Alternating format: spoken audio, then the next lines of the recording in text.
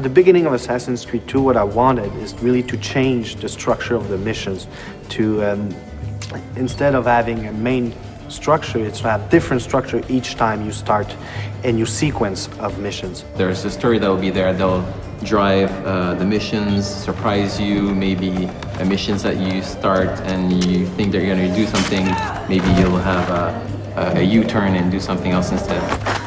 Hey, I remember you. You never know really what's going to happen next in Assassin's Creed 2.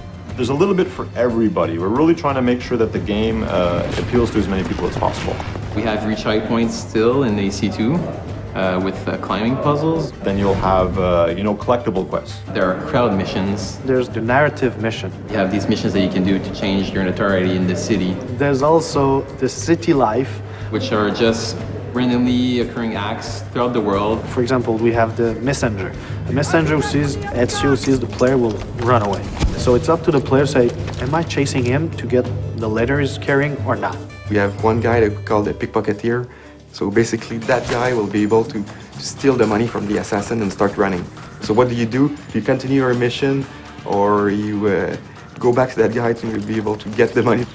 Throughout the world, you're going to find exciting, memorable historical landmarks that also have interiors that you get to play through with lots of acrobatics and running and jumping. And these interiors lead to tombs that have been hidden for hundreds of years that only the assassins can find.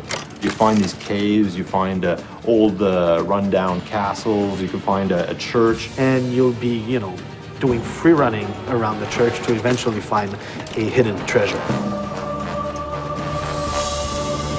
The player's going to be inside the Duomo, and that interior is one of the biggest interiors in Italy.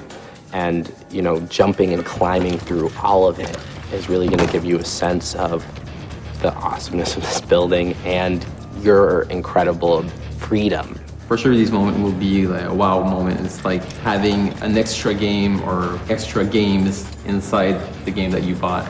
So each missions are different, a lot more variety. So it's not about doing investigation and assassination 9 times. It's really more like each time a mission can lead to a beat-up mission, can lead to a chase, an escape, can lead to an assassination. It's quite overwhelming, the amount of stuff there is.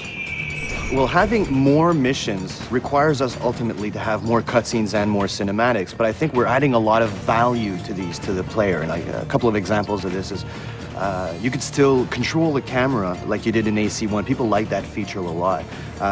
We also have mini branching cutscenes where the player will have to interact at a specific time, and this may have 2 different effects. So if you hit the cinematic at the wrong time, then you might just hug a lady, whereas if you hit it on the right time, well, who knows what's going to happen.